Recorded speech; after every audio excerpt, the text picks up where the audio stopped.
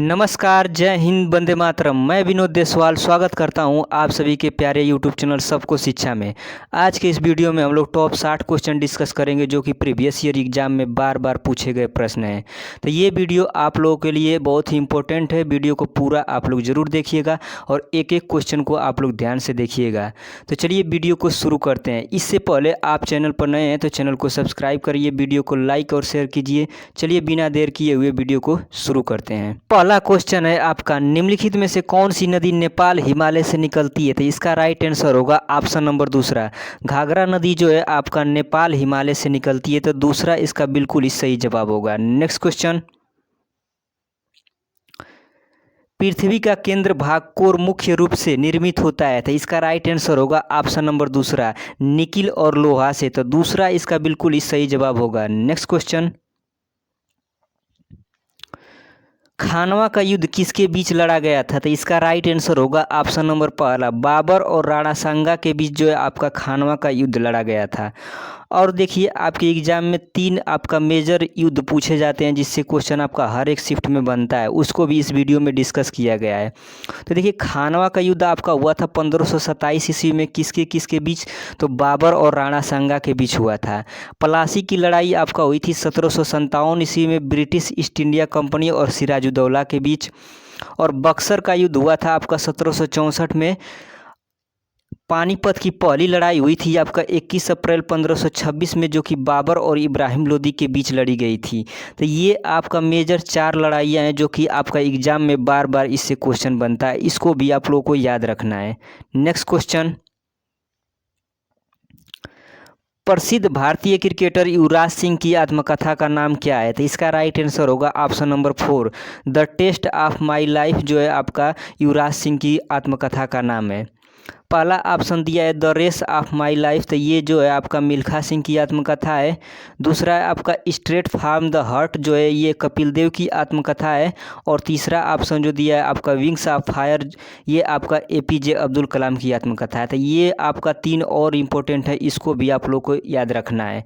Next question, भारतीय उद्योग विकास किसके द्वारा विनिमय होता है? तो इसका राइट आंसर होगा ऑप्शन नंबर 4, भारतीय रिजर्व बैंक द्वारा जो है आपका सिडबी का विनिमय होता है। तो 4 इसका बिल्कुल ही सही जवाब होगा।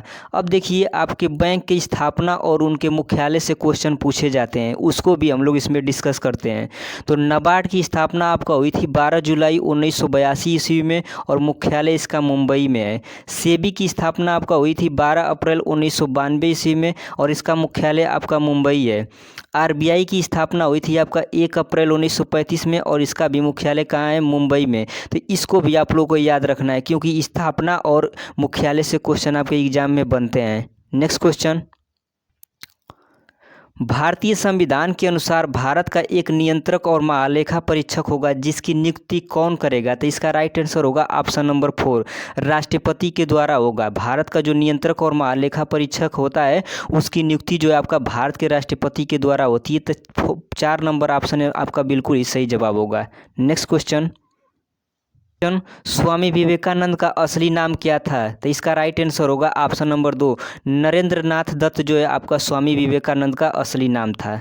नेक्स्ट क्वेश्चन, मध्य प्रदेश में खजुराहो मंदिर मंदिर वास्तुकला किस शैली का उदाहरण है? तो इसका राइट आंसर होगा ऑप्शन नंबर तीसरा, नागर शैली का उदाहरण है। जो खजुराहो मंदिर है आपका वो नागर शैली का उदाहरण है। तो तीसरा इसका बिल्कुल ही सही जवाब होगा। नेक्स्ट क्वेश्चन,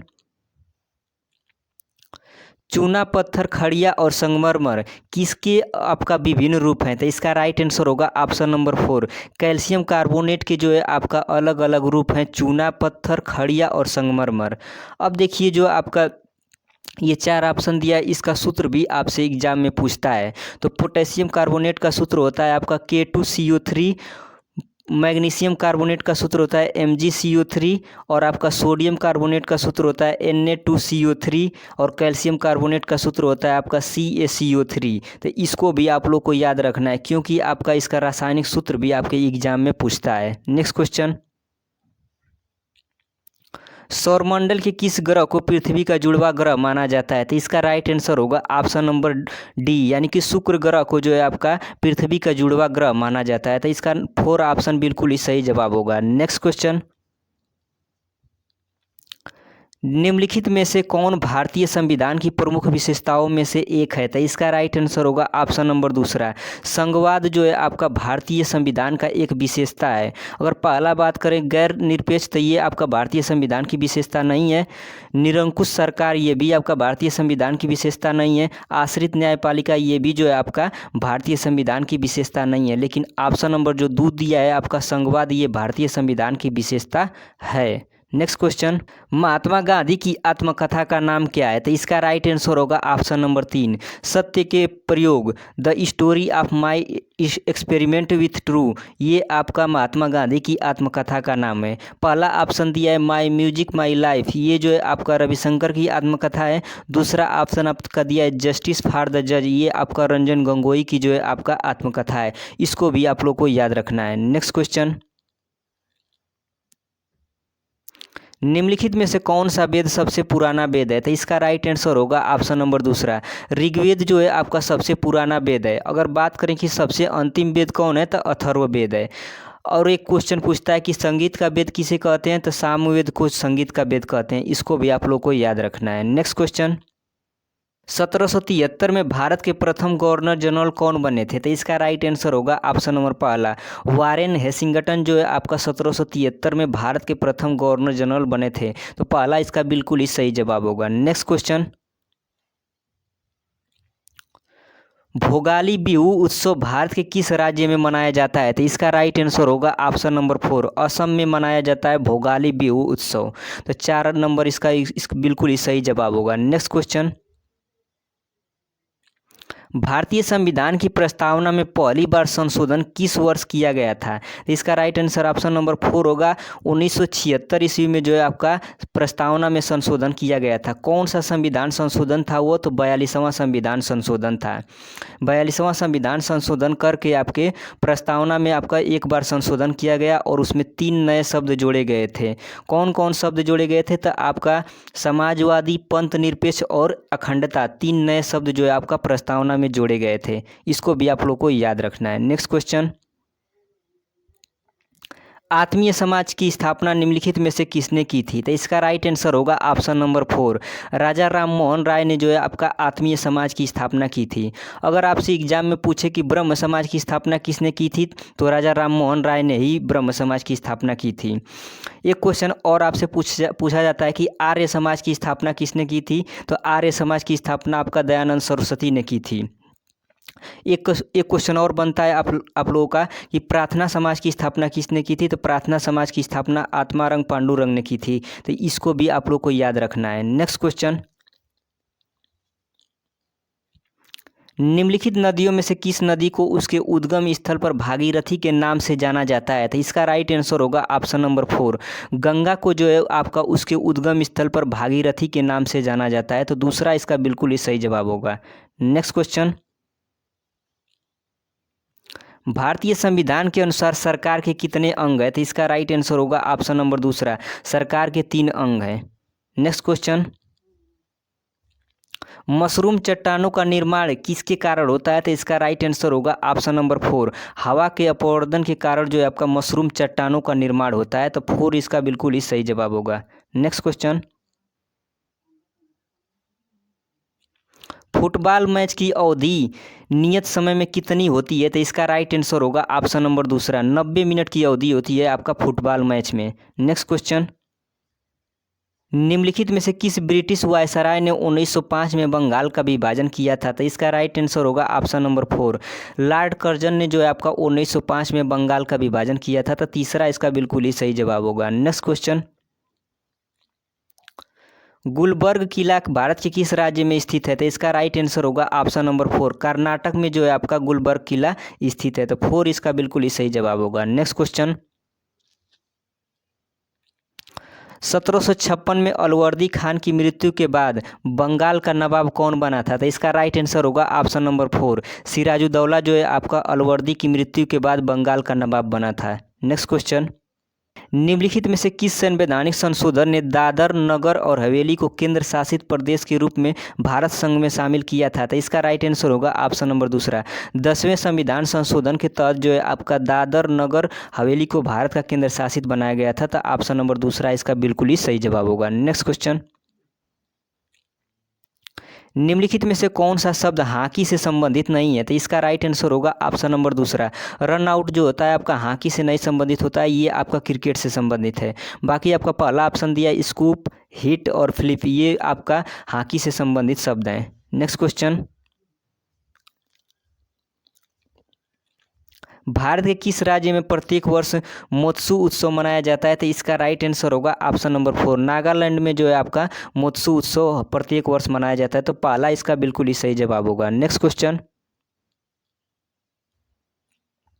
निम्नलिखित में से कौन सी रबी की फसल है? तो राइट आंसर होगा ऑप्शन नंबर पहला, चना जो है आपका रबी की फसल है। बाकी अगर बात करें मक्का, धान और मूंगफली, तो ये खरीफ की फसल है।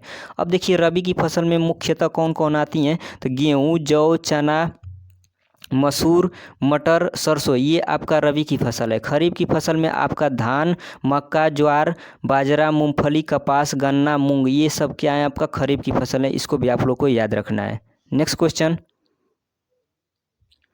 निम्नलिखित में से कौन सी भारतीय नृत्य शैली राजस्थान से संबंधित है? तो इसका राइट आंसर होगा ऑप्शन नंबर 4, कालबेलिया जो है आपका राजस्थान की नृत्य शैली है। बाकी अगर बात करें भरतनाट्यम, तो ये तमिलनाडु की नृत्य शैली है। नेक्स्ट क्वेश्चन,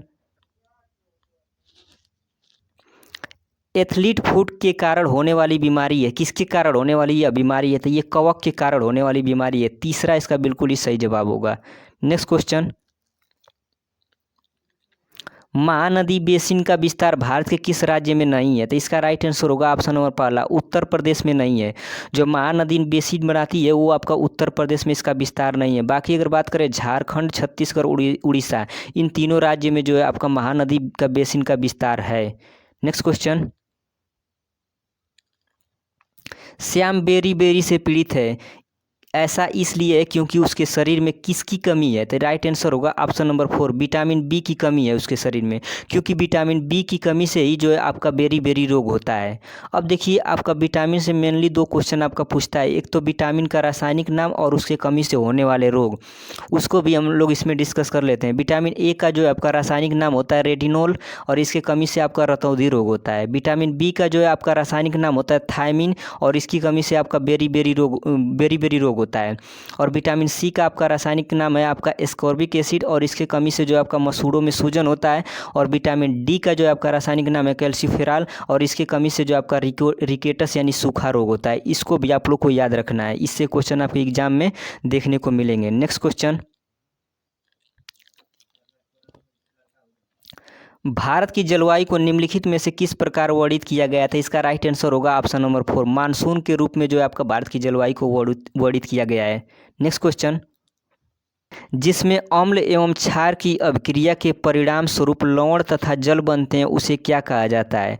तो इसका राइट आंसर होगा ऑप्शन नंबर तीसरा, उदासीनीकरण अभिक्रिया उसे कहते हैं। देखिए उदासीनीकरण अभिक्रिया में क्या होता है कि अम्ल और क्षार जब मिलकर लवण और तथा जल बनाते हैं, उस अभिक्रिया को हम लोग क्या कहते हैं? उदासीनीकरण अभिक्रिया कहते हैं। एग्जाम्पल में हम लोग समझ सकते हैं, जैसे कि आपका HCl क्या है? एक आपका अम्ल है, NOH क्या है आपका? एक ये आपका क्षार है। और दोनों जब आपका रिएक्शन कर रहे हैं तो ये क्या बना रहा है? लवण तथा जल बना रहा है, यानी कि NaCl और प्लस H2O बना रहा है। तो ये अभिक्रिया क्या कहलाएगी? आपकी उदासीनीकरण अभिक्रिया कहलाएगी। यानी कि इसमें आपका हाइड्रोक्लोरिक अम्ल किसके साथ रिएक्शन कर रहा है आपका? तो सोडियम हाइड्रोक्साइड के साथ रिएक्शन कर रहा है। बना क्या रहा है आपका? सोडियम क्लोराइड और प्लस जल बना रहा है। तो ये अभिक्रिया आपका क्या कहलाएगी? उदासीनीकरण अभिक्रिया। क्यों कहलाएगी? क्योंकि इसमें लवण बन रहा है और जल बन रहा है। तो ऐसी अभिक्रिया को उदासीनीकरण अभिक्रिया कहते हैं। नेक्स्ट क्वेश्चन,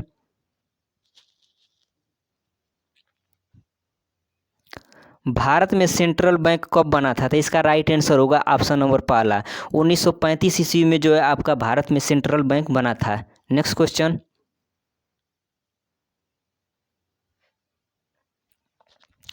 भारतीय संविधान का कौन सा अनुच्छेद धार्मिक मामलों के प्रबंध की स्वतंत्रता प्रदान करता है? तो इसका राइट आंसर होगा ऑप्शन नंबर तीसरा, अनुच्छेद 26 जो है आपका धार्मिक स्वतंत्रता का प्रबंध प्रदान करता है। तो तीसरा इसका बिल्कुल ही सही जवाब होगा। नेक्स्ट क्वेश्चन, पुस्तक द इमार्टल्स ऑफ मेहुला किसके द्वारा लिखी गई है? तो इसका राइट आंसर होगा ऑप्शन नंबर दूसरा, अमीश त्रिपाठी के द्वारा लिखी यह पुस्तक है। नेक्स्ट क्वेश्चन, बाणभट्ट के दरबारी कवि थे? तो इसका राइट आंसर होगा ऑप्शन नंबर दूसरा, हर्षवर्धन के जो है आपका दरबारी कवि कौन थे? तो Banabhatta. Next question, defending India पुस्तक के लेखक कौन है? तो इसका राइट आंसर होगा ऑप्शन नंबर तीसरा, जसवंत सिंह जो है आपका डिफेंडिंग इंडिया पुस्तक के लेखक हैं। नेक्स्ट क्वेश्चन, 1793 में स्थायी बंदोबस्त लागू होने पर भारत का गवर्नर जनरल कौन था? तो इसका राइट आंसर होगा ऑप्शन नंबर दूसरा, कॉर्नवालिस जो है आपका उस समय भारत का गवर्नर जनरल था। नेक्स्ट क्वेश्चन,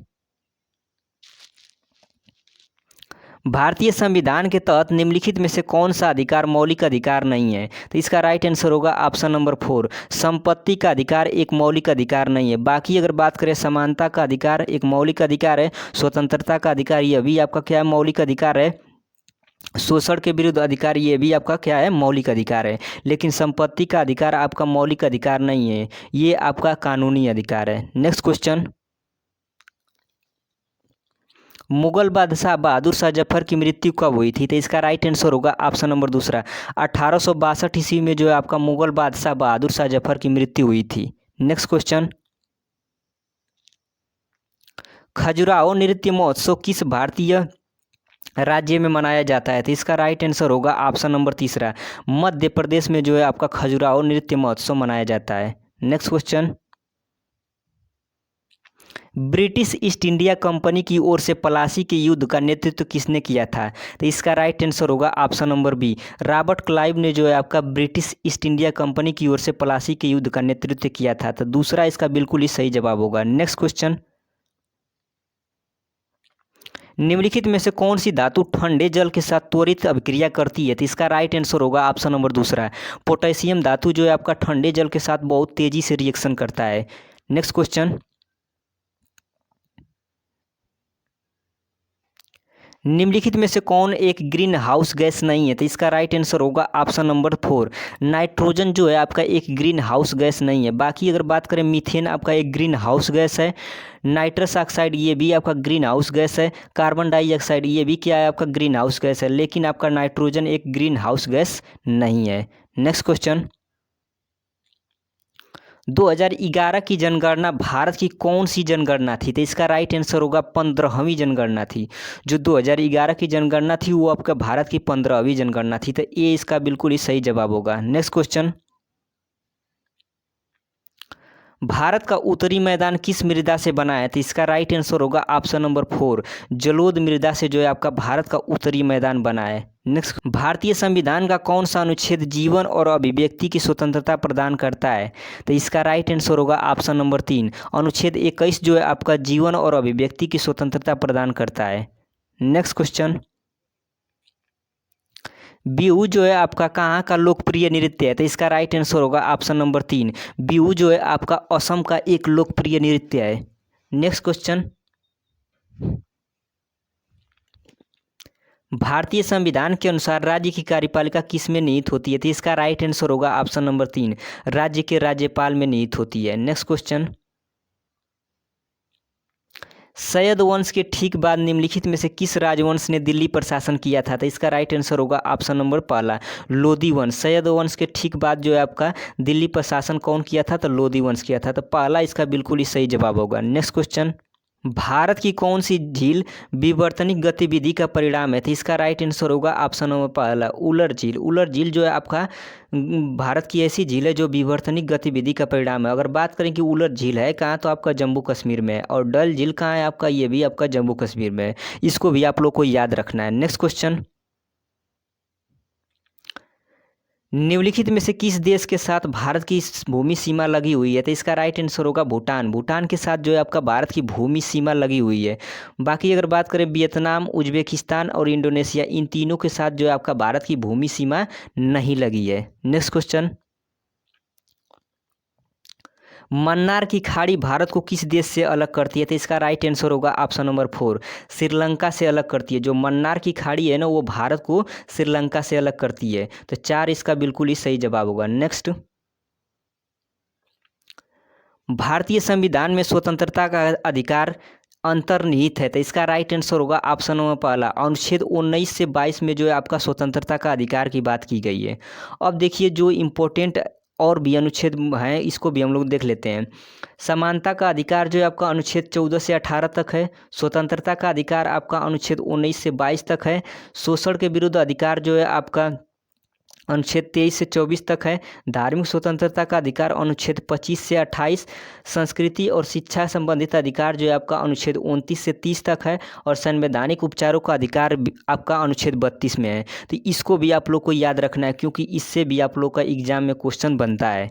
नेक्स्ट, पुलकेशिन द्वितीय किस राजवंश के शासक थे? तो इसका राइट आंसर होगा ऑप्शन नंबर दूसरा, चालुक्य वंश के जो है आपका शासक कौन थे? तो पुलकेशिन द्वितीय। नेक्स्ट क्वेश्चन, मेवाड़ के निम्नलिखित शासकों में से कौन खानवा के युद्ध में जो है आपका 1527 में बाबर द्वारा पराजित हुआ था? तो इसका राइट आंसर होगा ऑप्शन नंबर पहला, राणा सांगा जो है आपका खानवा के युद्ध में जो है आपका बाबर से पराजित हुआ था। नेक्स्ट, पदार्थ की पांचवी अवस्था इनमें से कौन सी है? तो ये तो बिल्कुल ही आसान सवाल है। तो इसका राइट आंसर होगा ऑप्शन नंबर पहला, बोस आइंस्टीन कंडेंसेट जो है आपका पदार्थ की पांचवी अवस्था है। नेक्स्ट, साइट्रिक एसिड सामान्यतः पाया जाता है, किस में पाया जाता है? तो इसका राइट आंसर होगा ऑप्शन नंबर दूसरा, संतरा में जो है आपका साइट्रिक एसिड पाया जाता है। नेक्स्ट, भारतीय संविधान का कौन सा अनुच्छेद जो है आपका भाषण और अभिव्यक्ति की स्वतंत्रता का अधिकार को परिभाषित करता है? तो इसका राइट आंसर होगा ऑप्शन नंबर पहला, अनुच्छेद 19 जो है आपका भाषण और अभिव्यक्ति की स्वतंत्रता का अधिकार परिभाषित करता है। तो पहला इसका बिल्कुल ही सही जवाब होगा। नेक्स्ट, और इस सेट का ये अंतिम सवाल था। आप लोगों को ये वीडियो कैसा लगा कमेंट बॉक्स में कमेंट करके बताइएगा। अगर वीडियो आप लोगों को अच्छा लगा है तो चैनल को सब्सक्राइब करिए और वीडियो को लाइक और शेयर कीजिए। मिलते हैं नेक्स्ट वीडियो में, तब तक के लिए आप अपना ख्याल रखिए। जय हिंद, जय भारत।